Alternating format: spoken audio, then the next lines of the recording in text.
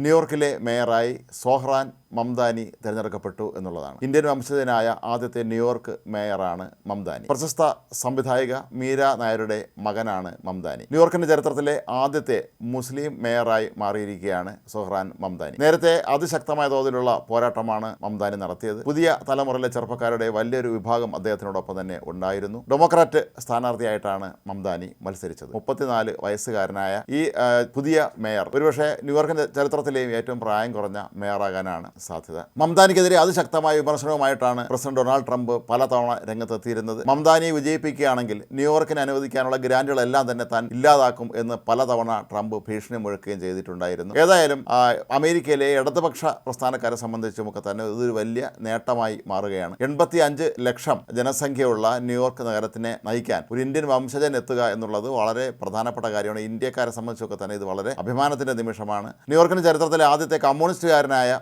മേയറും മംദാനി തന്നെയായിരിക്കും.